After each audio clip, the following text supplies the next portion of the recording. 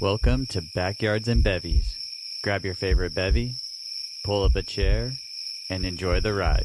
Hey, B&B fam. This podcast is sponsored to you by BetterHelp, H-E-L-P. Is there something getting in the way of your happiness? I know when I traveled the world, I had many days where BetterHelp's worldwide service of licensed professional therapists could have helped me speak to someone no matter where I was in the world about whatever was happening in my life, and with zero judgment. With their ability to match me with a therapist that best fits me, I know my mental health would have been way better back then. Believe me, I needed it. But I'm here to share a way for you to take back control of your mental health by telling you about BetterHelp's awesome services they have for you to talk with a pro about your life through their app or just online. Whether it is a video session or some simple messaging, their team is here to help. I went to check out the app for myself just to see how easy it was to use, and after a series of questions, I was told I would be able to start matching with a therapist in under 48 hours. And what is super rad is that it's affordable and they even offer financial aid too. So come join the 2 million users that have already been helped and gain back control of your mental health by visiting betterhelp.com/backyards for 10% off your first month. Remember, BetterHelp is therapy done securely online. Don't forget to use the special code BACKYARDS and let BetterHelp, H-E-L-P, help you to start living a happier life today. And why we're did you live. fake me out with the third I clap? don't know. I thought it was going to be fun. Lame. I know. I Wanted really to thought see. it was going to happen. Yeah, I know. But we're live now. So, Hooray. Hooray. Hey, guess what this episode is? 50. It is 50. Woo! That is halfway to 100. It is halfway to 100. We're only 2 weeks away from a year. Right? 52 weeks. Yeah, we have actually put in an episode every week now. Every single week for almost a year. Almost a year. Crazy. Yeah, this is pretty wild. So thank you to everyone. We normally thank everyone at the end, but, thank you at the beginning for listening to our show for 50 weeks. 50 weeks. Jumping ahead. Yeah, sorry. Jumped a little ahead there. It's wild, though. I mean, it's, we've talked about it before. We've come a pretty long way. We have some great sponsors on. We have had some great shows, and we've probably had some bombs. Sure. Yeah, I mean, 100%. I think we can say yes to both of those. Yeah, but I definitely can say yes to the latter one. I know that we try. I think what the best part is we're trying. We're having fun doing this. We're not like taking this completely as the most serious show in the world. No need. I think we could be a really good morning radio show. Sure. In like Wichita Falls. Where's that? I don't know. Is that a place? It is. Because Wichita is in Kansas. Wichita Falls, I think, it's outside of Kansas. It's outside Wichita. Are there waterfalls in Kansas? Yeah, there's giant falls. Are you sure? No, I don't know. It's a very flat area. It's the plains of the United States. I don't know if there's waterfalls. There could be a hill. There might be, but a waterfall? I wonder what constitutes, like how many feet you have to be a waterfall. It's a good question. Because you can have to be falling water. Well, like, there's a pool in the back of your yard, and you can have a waterfall feature. Yes, but a naturally occurring waterfall is what we're talking about here. I know, but what constitutes a waterfall? I don't know, but now I want to know if there's actually a Wichita Falls.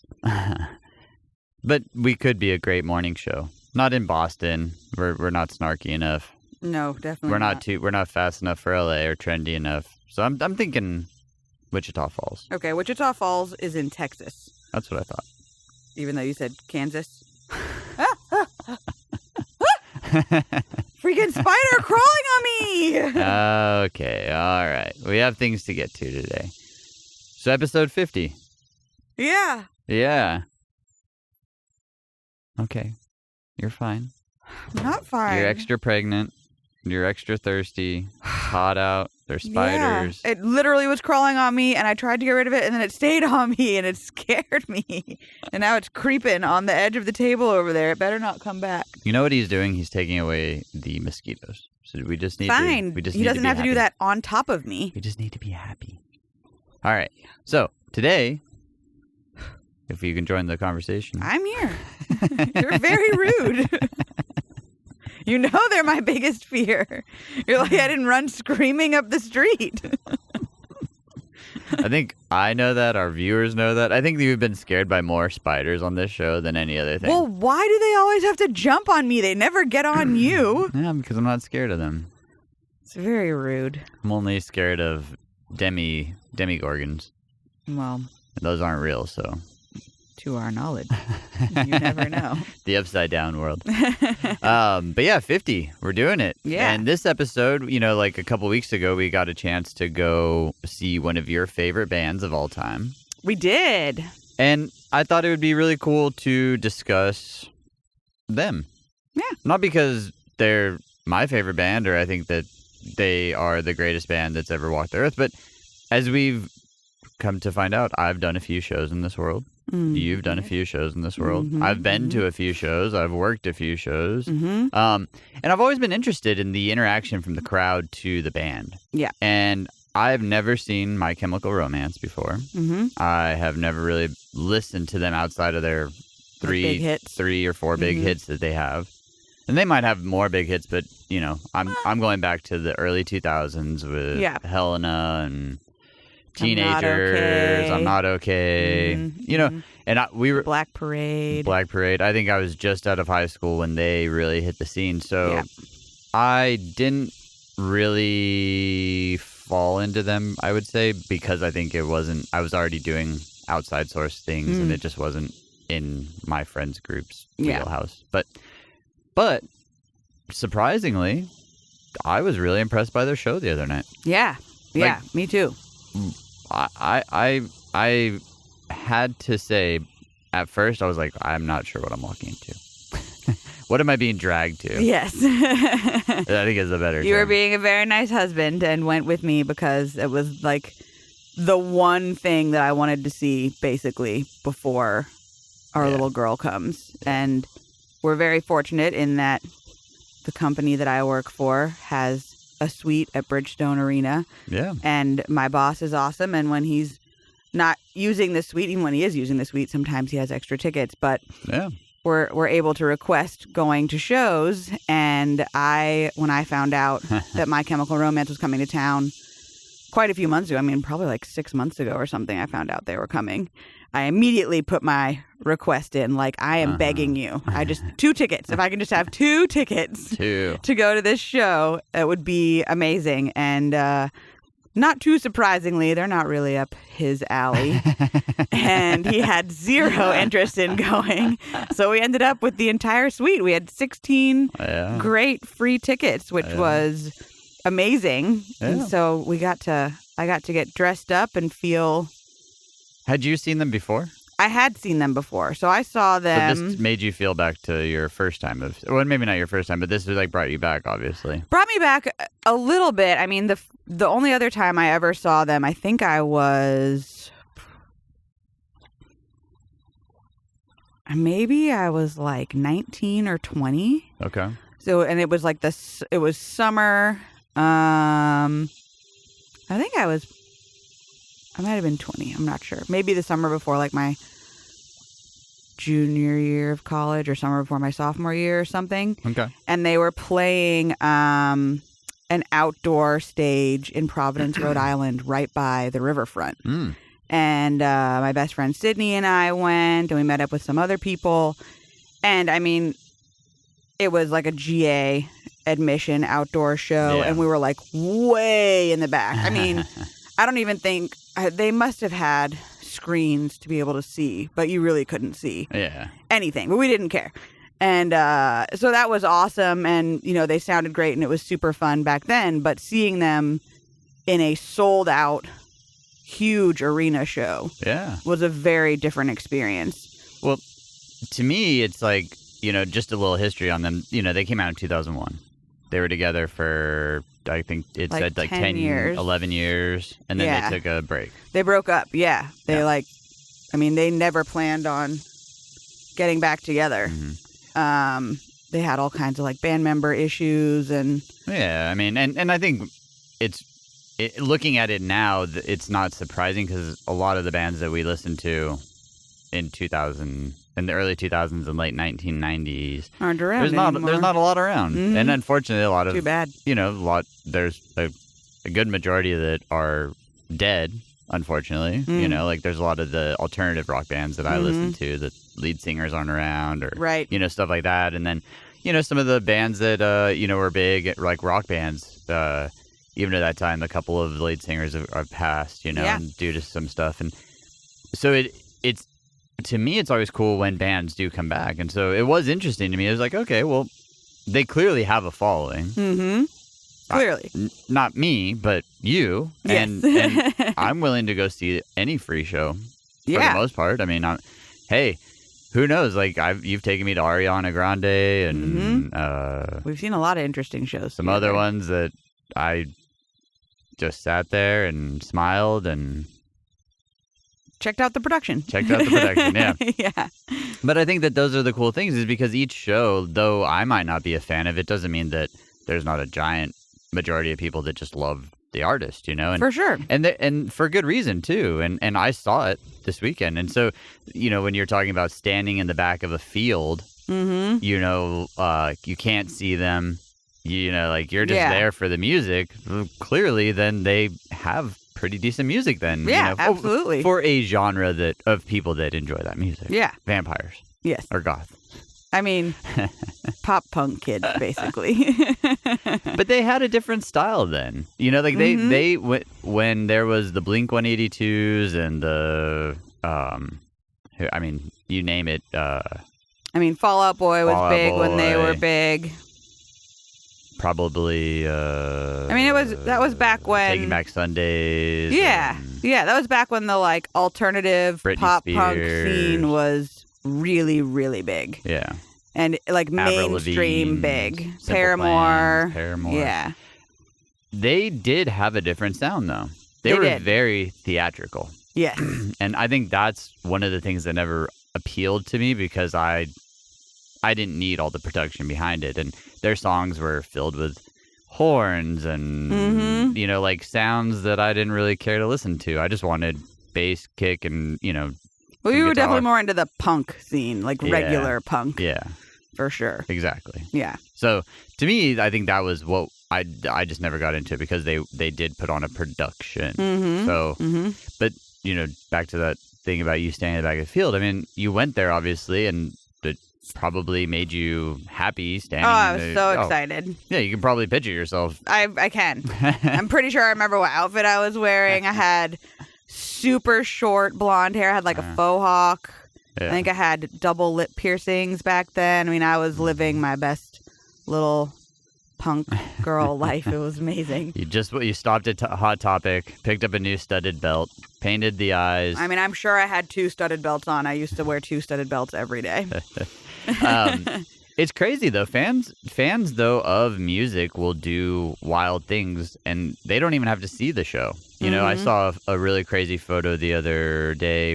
Metallica played for 1.5 million people in Russia. Wow. In Moscow in the 80s.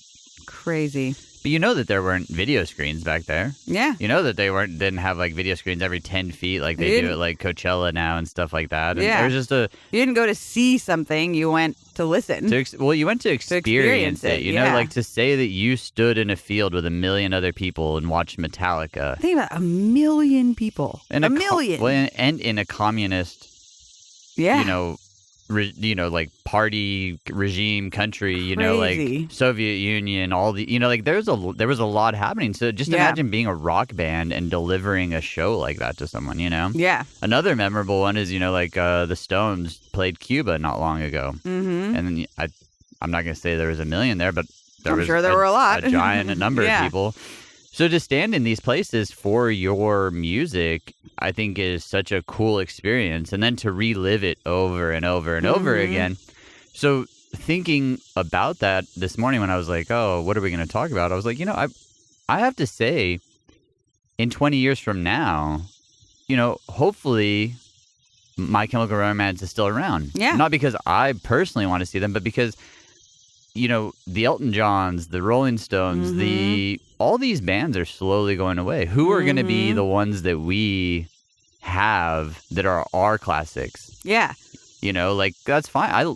Good on all the new music, good on all the little rappers and the TikTok stars and all the people putting Love plenty of new music. Whatever, yeah, good on them. But there's something about the music that you grow up with. Yeah. Also, the nostalgia that's tied to it and stuff. It's funny that you bring that up, because while we were at the show the other day, it was one of the things I was thinking about was like, you know, we're almost in our 40s, which is crazy to think in the first place. 20s. It's fine. But so like when these bands and this music that like we grew up with, like loving, was popular, I mean, it's 20 years ago. Yeah. And to see them in a sold out arena show where, I mean, the amount of screaming from the people in that building, it was like you were at like a Justin Bieber or a Harry Styles concert for My Chemical Romance, which just like totally blew me away. And it was like, okay, I'm not the only person like dying for these nostalgic bands that like used to be super popular 20 years ago. Yeah. Well, now our generation that grew up listening to that music is still wanting to go hear that music, which is, I don't know, kind of neat. It is cool, and that's why I kind of wanted to talk about this. It wasn't just I didn't want to have a whole hour of My Chemical Romance, but I thought what they are doing, though, is exactly what music is and what music should be and what the future of music should be. You know, it's like they are a different band. They are bringing happiness to a lot of people. They are back. And, you know, like Elton John right now is on his final tour, right? Like supposedly. But, you know, he just dropped a song with Britney Spears on Friday. Yeah, but, you know, like to have your last tour, you know, like Garth Brooks, you know, he's been touring for like the last 6 years on the same platform kind of tour. You know, Elton can always continue to add, but one day Elton's going to be like, I'm done. Yeah. And who's going to take his spot, you know? And the crazy part is it's all been done before. So like, you know, you look at like Harry, you know, prancing around in bell bottoms and dresses, whatever. Bowie did it, right? You know, 100%. Like Mick Jagger in the 70s. You know, like none of this is new. It's just new to the current generation. It's just new to the current gen. Yeah. So it's like, okay, well, who is going to take those slots though? And that's the cool. Those are the questions that I was really interested to talk about today. It was like, who's going to fill these voids of these giant rock bands? You know, it's like, cool. Metallica is probably, you know, whether you like them or not, they're the closest thing to being like the next Led Zeppelin spot. Yeah, very much so. You know what I mean? Because Led Zeppelin filled a very long gap. Now, I'm not comparing them as the same entity. I'm just saying that their longevity... We were talking about generational music replacing other generational music as those artists slowly, you know, retire or end up passing away, unfortunately. I mean, it's life. You know, we, as much as we want to mourn and be sad about it, they had a great career. They brought a lot of happiness to people, but eventually they're going to have to be like, I'm done. You know, like right now, you know, I can think of like Iron Maiden's out. Right. Megadeth is out, you know, but those are two completely different decades. Totally different. Yeah. Even though, you know, like I'm sure Megadeth didn't start far off from, you know, let's just say a couple decades or something, but... The spider came to visit you. Oh, those are the nice ones, though. But looking at My Chemical Romance, it's like, well, they started in 2000, so they're really only 2 decades old. Even though they might have been, like, starting a band in, you know, like the middle 1990, let's just say 5 or 97, whatever. Whoever knows when they really actually started. They have a long career potentially ahead of them. And the best part is that they'll always have those old songs to play. Yeah. So they can put on whatever they want now. Then they can tour however they want. But fans will always come and see them if they play those same songs. You know? And what's cool about, I think, old music and new music and bridging gaps is that, like you said, there's all these screams, right? Well, that clearly wasn't made by all the 40-year-olds in the room.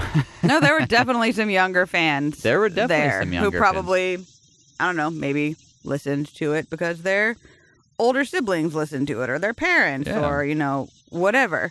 But they get turned on to the new stuff, which then, in turn, you listen to the old stuff. And then, you know, like, you continue to bring music back around, which is just so interesting to me, you know? And And I think too, looking at who they had opening for them, you could see it's like the first band I could have cared 2 cents about. Yeah. But there was a handful of people that were singing into along it. and jumping, and they were definitely clapping and cheering them on in between songs. So there's a whole new band potentially right there that could have a very long career. Yeah. I will say the second band was exponentially better. I would agree. The first band was a band called Dilly Dally from Toronto Good or on something. Them. Yeah, I've never heard of them, never heard a song, but... And then Turnstile but they were was the putting second themselves band, out and they there. were cool. Yeah. They would have... a friend of ours who was at the show was DMing me about the show after the fact, and she made a really great point. I mean, Turnstile was great, but it would have been so much cooler to see them at like a Marathon Music where it's like a club show where it's just like wall to wall packed with people going nuts for their music, because there were definitely a lot of fans. You know who they reminded me of? There. They were like a mixture of like Rage Against the Machine. Yes, that's exactly what they reminded me of. And maybe even a little Beastie Boys thrown in there. I was going to say Beastie. Like, they just had a really, really cool young, but a heavy vibe that you're like, well, I can get into this. The energy was big. The energy was huge. Yeah. I have to agree that they were a band that if they played again somewhere, I wouldn't pay for it, but I would go. Yeah, yeah.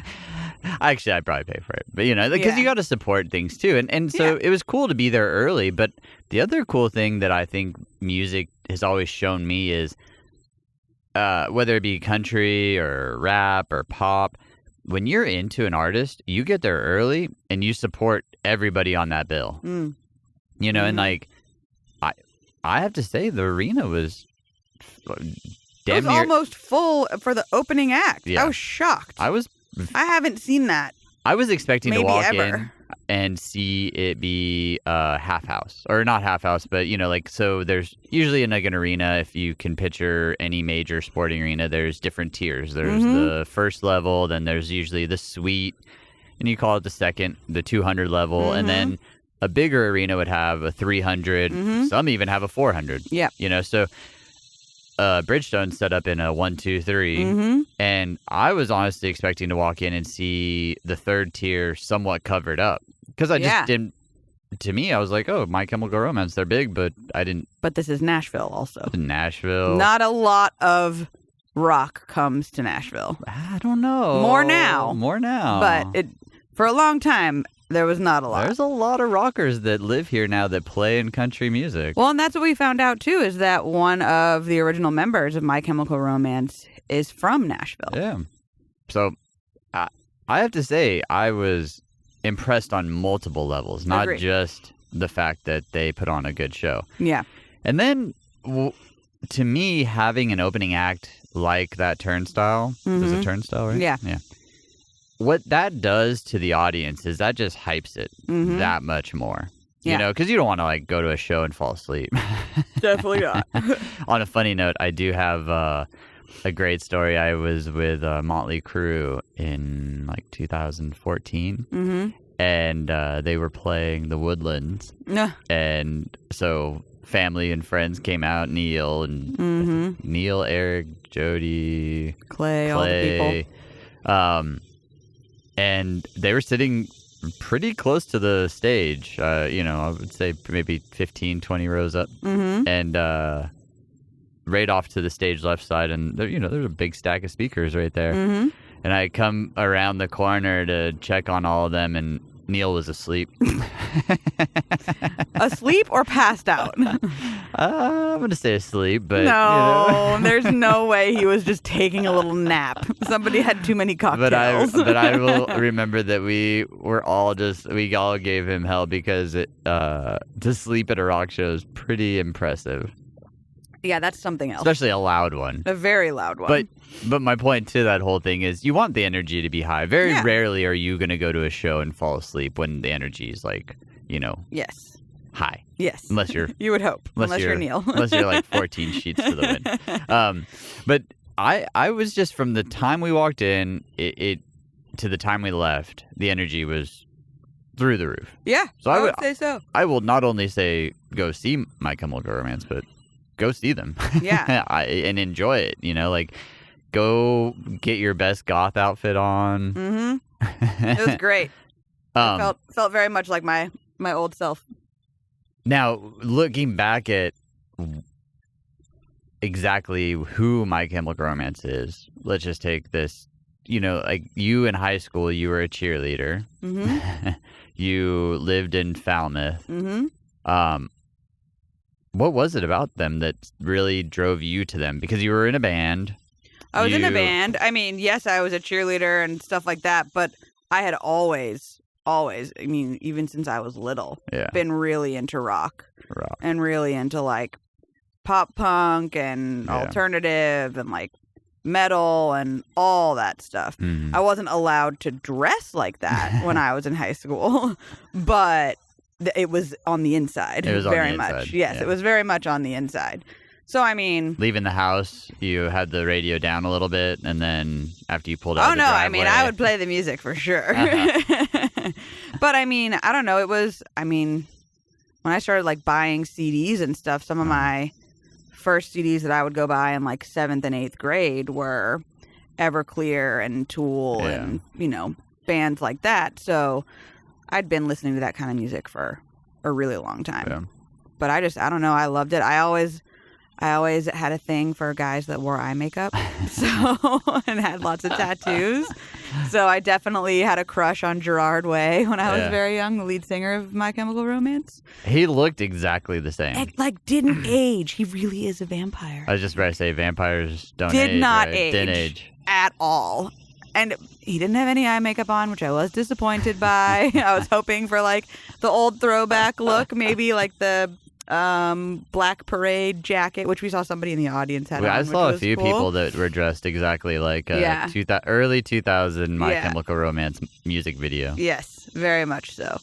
The little like all black outfit with the red tie and those fun things. But I don't know.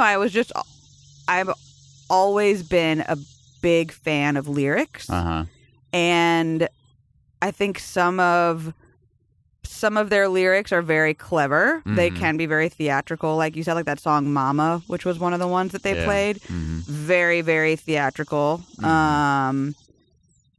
But I mean, I don't know. Some of their songs like Thank You for the Venom and Hang 'em High. And I don't know. They just were.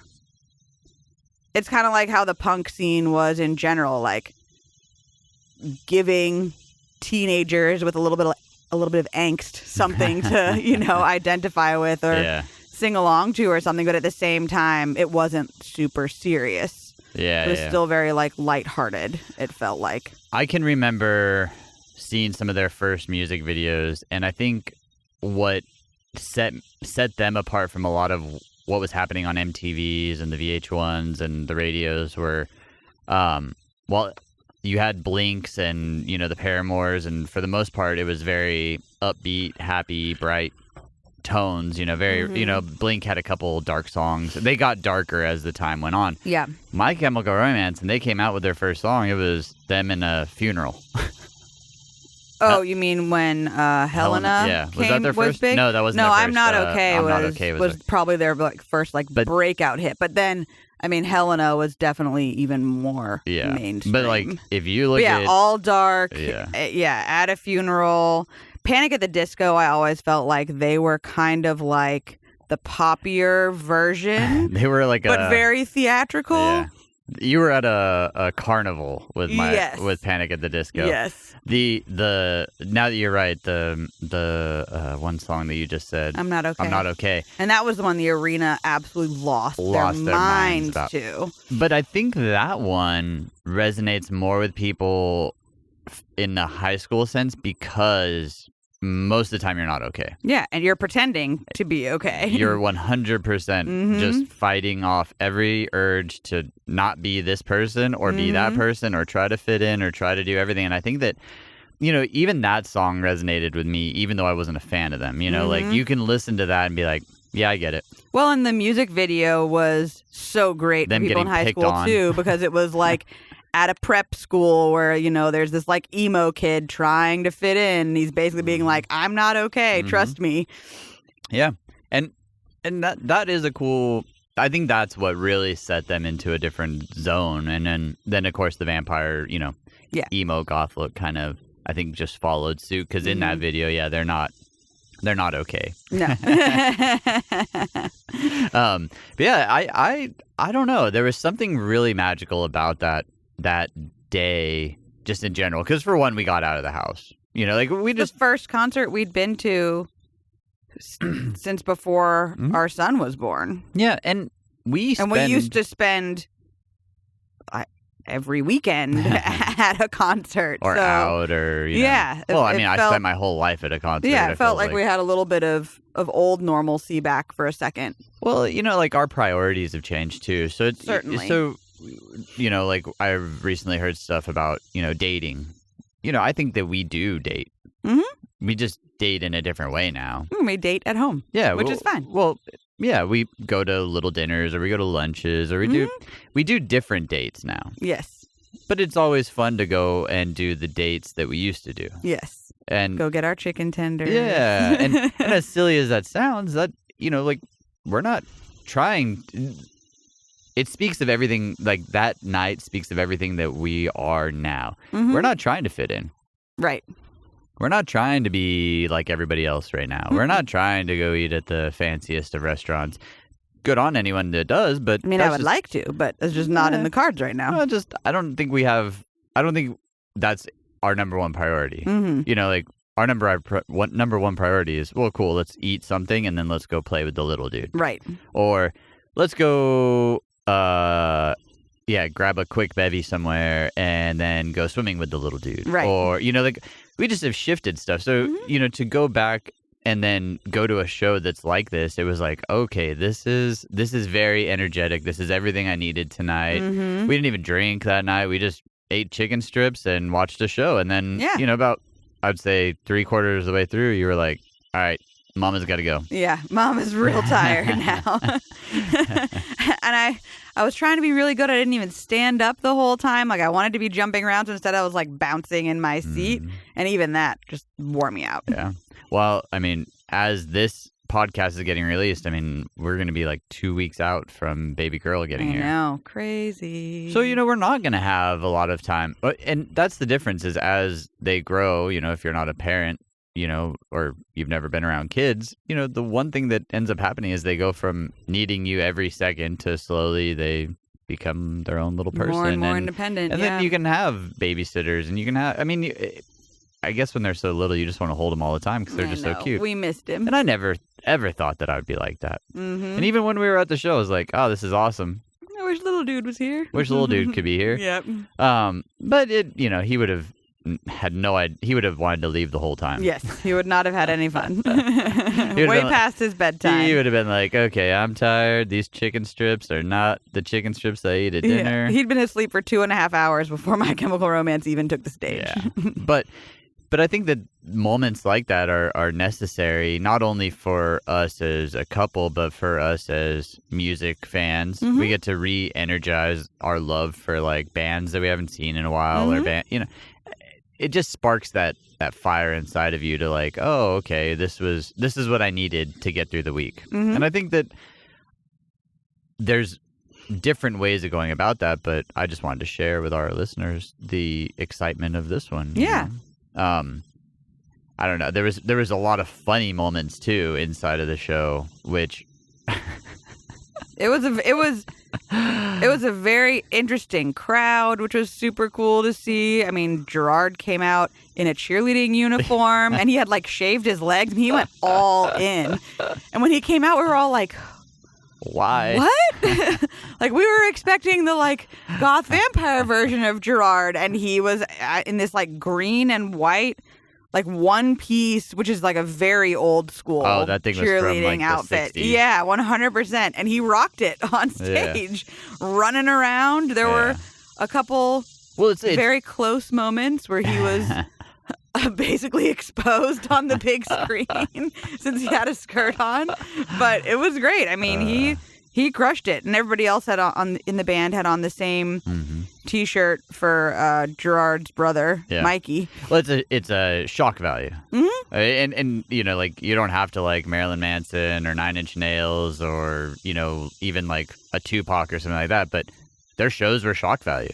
You went there and you left energized, whether, you know, you liked it or not. You were going to leave like, wow, I am pumped up. Yeah. And I think that that's what he did with that. It wasn't, by no means was he making a statement. I didn't see any kind of like, there was no political thing attached to it. There was no anything. All it was it felt theatrical. I was just going to say, the whole show just felt theatrical. And I think that just added into this. He was the only person on stage, too, that had color. Yeah, he was. Everybody else was in dark colors. And he was this bright green spot. Yeah, pastel, dark browns, dark blacks, grays. You know, like even the set behind them, there was not a lot of light. It was a very dark, eerie scene, and then this cheerleader happy-go-lucky cheerleader. Yeah. It was great. I thought it was hysterical. I know that at first we all just kept looking at each other like, what are we missing here? I don't understand. What's happening? Why? What is going on? Not what we were expecting, but it was great. But you know, we brought up like Bowie's and, you know, Elton John's earlier. Those guys did the same thing. Yeah. I mean, nothing is... If it's been done before, it's probably been done many times before for a reason, and it's usually shock value. Yeah, for sure. The other, I have to say, the other funny moment was, I've always enjoyed this about concerts. The next time you're at one, look at when the lights all shine upward. Oh. You know, because like on the floor, you know, like, and this is strictly because I've been a part of so many shows. I've seen it happen so many times. You know, lasers and lights are a super cool effect. Yes. And, you know, they obviously, you would never see them unless you put like a haze or a fog inside of a room. But they really do create atmosphere. They give depth. They give emotion, you know, because each moving light has a gobo inside of it, and they can change.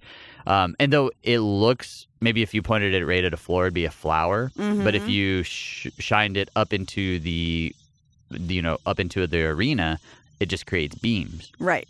And so one thing I've always enjoyed is when a lighting guy goes to beam out, or, you know, like he takes all the lights and he shines them into the crowd, and from the floor you're like, oh wow, this looks amazing. But then you look at where they're actually shining. You look at the faces of the people the lights are shining on, and they're just annoyed. And it's usually in the 300 level, and they're all beamed into one area because, you know, like lighting is very symmetrical. So, you know, like if you're on the side of the stage, you're not going to get the same effect as the guys right dead center, you know? And so it's funny because you can look at those people, but next time you see the lights go all up, look and see where they're pointing. Just turn around and look at where they're pointing. I felt for that section in the 300 level because they were every single light in the building trained on this one section of seats. And it just looked like they were miserable because they're like blind. Well, and the funny part behind that is that, you know, it usually happens in parts of songs where, you know, like the buildup is very long. So like it was building up to it was a slow song that started. Yeah, that caterpillar wants to party. He's hauling. He's a fast little guy. So fast. But it was a slow song, so it started slow, and they were definitely waiting for the breakdown. Yeah. So they just sat there and spun these lights on these people for like a minute, 2 minutes. Oh my gosh! Brutal. I was in tears laughing. Brutal. I was like bent over laughing like that. Those poor people, because from our perspective, it was pretty funny. Looked very blinding. Yeah, go like that. Why? Is there an animal in my hair? You got it. What was it? Nothing. It was just like a bug. But I've always wanted to share that little bit with people because to me that was I used to crack up on little things about concerts like that because after you've done so many, you have to start looking just at other random stuff. You know, Nickelback used to start their show with all the lights on, and everybody'd be all like talking, and the music would be low, and then all of a sudden they would go to a concussion bang, and the lights would clear out. But the best part about it was it would take your breath away. Like it was a big, explosion in the arena. And so moments like that are the best parts of concerts because, the creative team is like, how can we engage the audience right before the curtains drop? Or, like we were talking about the intro to the My Chemical Romance show was super long. So long. But you noticed what they didn't do is they didn't play anybody else's music. Right. They weren't playing. It was just ambient noise. Yeah, they weren't playing, Freddie Wap, like... Freddie Wap? Yeah, whatever.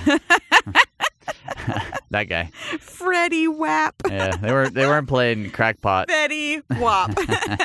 Before the show to get the... they weren't getting everyone to dance. All they were doing is they just had ambient noise in this room. And... Well, it really set the tone because they opened the show with their new song, Foundations of Decay, which is like a very mellow, theatric, dark song. You know who's another great band to go see live that I will, if they're ever in town, this is one that we always have to go to, is 9 Inch Nails. I would love to see them. They are... well, they were in town, but we didn't go, but it was outdoors. They might be hands down one of the greatest bands to see live. Tool is the other one. You haven't seen them, but it's amazing. Well, I agree to disagree. I think we might need to get a divorce. How dare you? You haven't seen them. You can't judge. Yeah, I can. No. Judger. But yeah, like 9 Inch Nails, they do the same thing. Last time I saw them, all the lights were on. And all of a sudden they just started pumping smoke or haze onto the stage, but thick, like almost like a fog effect. And out comes Trent Reznor and the lead guitar player, and they started the song with all the house lights on. So weird. You're like, did they forget to call for house lights? Is there a malfunction? What's happening? Because at the beginning of a show, usually it goes dark and then the crowd goes crazy. But the crowd doesn't know this, but as the show is leading up, the production managers and the tour managers are walking the artist to the stage. In that moment, there's a song usually or some sort of intro. There's a whole giant countdown that's happening for sure that the audience doesn't even know. The band's doing their prayer or their pump-ups dance or whatever they're doing, and then they all get to the stage. Then... if it's a stage where they all have to walk out on, usually the band walks out first or, there's all these little movements that happen. And one of the big movements that happens is someone, whether it be the stage manager or the lighting guy, calls for house lights. And they call the actual house, and the house is the arena, the building, or the amphitheater or the stadium. Sometimes I think nowadays even lighting guys have control of that through automation and stuff like that. But in some of these old theaters, it's a guy literally sitting there with a freaking either dimmer switch or a switch. And waiting. And he's like, okay, turn the lights off. House lights. And they go down. So for me, I've heard that call a million times or 1,000 times, so watching the show, I'm like, what's happening? Why aren't the hot lights out? And then sure enough, they went out and instant strobe lights, but it hit right at the right time. Yeah. Everything was planned. So I don't know. When you go to shows, check those kind of things out because that's what the designers are hoping that effect does to the crowd. It's all psychology. For sure. It's crazy. We all think of it as just this cool effect, but there's a lot of planning and in-depth thought that goes into all of it. Where the seats are, how you see the stage, the angles, where the guitar. It's incredible the amount of effort that goes into putting on some of these productions. It really is. So it's pretty intense. Yeah. I'm in the thick of it. You're in the thick of it. I'm in the thick of it right now. You are in the thick of it right now. And it is wild it's really, really mind-blowing and amazing what the human brain can come up with. Yeah. And then actually be able to manufacture. Yeah. And put together. Execute. It's wild. So cool. And then you have to build it so it... That's what I mean. It gets torn apart every night. Yeah. And that has to be sturdy enough to be torn. You can't fit in a certain number of trucks because there's a set budget that can only afford so many trucks. And it is wild. Limits, yeah. Because then you got to add crew depending on how many pieces. It is a wild, wild thing that and I think that's what I will always enjoy about going to shows now is that I had experienced that magic. I got to see behind the smoke and the mirrors. Yeah. And I got to see what it takes, with these CAD drawings and these teams. Because, it's easy to picture a roadie as a long-haired, tattooed, smoking cigarettes, drinking beer, and black. But there's a whole nother set of people that work for these companies that are engineers that went to, Penn States and, that are designing stuff that have never even, they could care less to ever go to a show, and they don't even know who half these bands are. All they're doing is they're sitting on their computer just designing stuff, making it more attractive, more accessible, more functional. Yeah, functional. So, kudos to all of them, because, even a band like a My Chemical Romance that we look at, that I'm sure you could say that name to some people and they're like, oh, that band from back then, those vampires. Yeah, but their production was pretty... It was good. It was good. Yeah. It sparked all the emotions that they were trying to convey. It did. So, and one thing I didn't notice, and this is probably the last thing that we'll talk about, is the guitar playing. I didn't realize that they were that great at guitar players. Because unfortunately they're actually very good musicians. They are. Yeah. And I think it boils down to the whole thing that we said. They are theatrical. They are, I don't know if they're trained lesbians, actors, or some people go through like choir school or, or theater school or whatever, stuff like that. But they had that same thing. But again, you lump people into kind of genres, or it's like, oh, they're just another punk rock band that a bunch of vampires dancing around stage, but they're really experienced guitar players. Yeah. It was pretty impressive, some of the solos and stuff. They were up there shredding. And I've said his name before, but Marilyn Manson had John 5 play guitar for him. Yeah. I mean, one of the greatest chicken picking guys ever to touch a guitar, and that's a country genre. Yeah. And he's playing metal. Yeah, so it just goes to show you that you can't look at an artist and just assume that they're one way, because let's be real, things sell for sure. Well, and I mean, and people sell out for the right reasons too. Well, and just because you are in one style of music doesn't mean you don't appreciate. Well, and I think that's other styles. I think that's what a true musician is that they, even though they might not like it, they can appreciate another musician for what they do. Yeah, absolutely. So yeah, I going into this concert didn't think I was going to enjoy it as much as I did. But leaving it, I was pretty blown away. I was very pleased with how you felt after the show, because I was concerned heading to the show if you were going to have any fun or not. You know me. I think I'll always find fun somewhere in any situation that I'm put in, because, I mean, there's stuff that I don't know, and I like to know. I like to at least experience it and have an open mind about it and say, yeah, maybe I don't get it, maybe I'll never go back, but I can see why people would. And I think that that's a fair thing in life to do. And as we grow as humans and as we grow as a family, obviously there's probably certain things that I'll never go experience because it just I have zero interest in it, and that's just my own personal take. But that's my own personal take, right? I don't hate. Not everybody has to like everything, exactly. But I think that for me, if there's a band that I'm on the fence about with my kid, and he's like, I really want to go see, and who knows what they'll be called by then. Who knows? I'll be like, you know what? Let's go. You know why? You love it, I'll take you. Because to me, that experience with them would be a forever moment. For sure. And they might not like that band forever, but you'll have that memory. I'll always have that memory. And so it's the same with this. I think I even said at one point, well, why don't you take so-and-so? And you're like, because I'd want to go with you. Because at first you were going to bring your best friend. Well, yeah, because she was going to fly in from Massachusetts for it. And you guys are going to relive your high school. It ended up not working out, unfortunately. But then we got to go, which was great. We got to go. So, like I said, at first I was on the fence, like, meh. You can go. I'll stay home with the little dude. I know. You can go by yourself. And I would have. I know. But I would have. But these are those moments I'm talking about, that it wasn't important to me, but it was important to you, which then in turn made it awesome. Important to you, yeah. Yeah. So, thanks for the cool experience. Thanks for coming with me. Welcome to 50. Woo! Episode 50, not age 50. Let's be clear.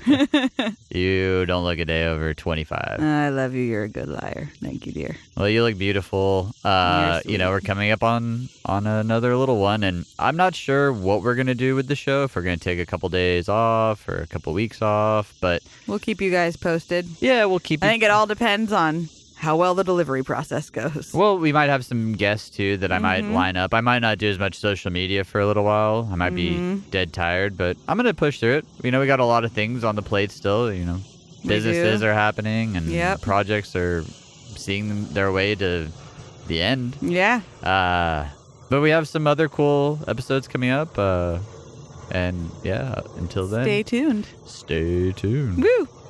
Anything else to add about your favorite band? Or one of your favorite bands? I mean, I would just say, even if you're not necessarily into that type of music, they put on a great show. You never know. You might end up liking it. Yeah. Give something a chance that you wouldn't normally go after, because you never know. Yeah. It's one thing that we've been doing that I think has been really fun for us in the morning is we've been going back and watching old music videos. Yeah, that's been YouTube. Really fun. I really want to see Avenged Sevenfold again. Yeah, from all different genres, I'll always too. go to their shows. Yeah. Oh, yeah. Avenged Sevenfold. So good. They're great. I've always... It's another very theatrical Very rock band. Theatrical. Yeah. I will, they will always be one of those bands to me that I enjoy their stuff. Whether anybody else likes them or not, it doesn't matter. Another dude with tattoos and eye makeup I had a crush on in college. So I guess... Shadows. I guess when we do our next Halloween episode, I'll be in tattoos and eye makeup. Yeah. I'll paint some tattoos on me. You got plenty of tattoos. Oh my gosh, I do. I do have a few tattoos. You do, just a couple. All right, well, I guess we're at the end. Yeah. Have a great week, everybody. Have a wonderful week, and we'll keep you posted on what we do with the show and with any other crazy news that happens. So until then. Yeah. Cheers. You know what we can do is I actually put together a playlist of My Chemical Romance songs that I was listening to kind of refresh my memory on some of them before the show. We could always share that playlist if people want to check out some of my favorite hits by them. Yeah, and cheers to Dilly Dilly and Dilly Dally. Dilly Dally and Turnstile. Turnstile. They I might good not, on them. I might not ever listen to Dilly Dally ever again, but that's okay. But good on them. Yes. But they put themselves out there. That's all that matters. So. Cheers and bottoms up. And, by the way, this new flavor from Liquid IV is called Yuzu Pineapple. Yuzu Pineapple. It's delicious. Is delicious. Mm-hmm. I guess a yuzu is some sort of fruit from Japan. I'm pretty sure. So you told me. I'm going to go pretty by sure what that's you correct. said. I think Top Chef told us that. I didn't realize this was an energy one. It is an energy one. Oh. We're going to be up for days. Woo! We have a lot going on anyways. Well, everyone, much love. Cheers. Have a great week. Bottoms up. Bye. Boink.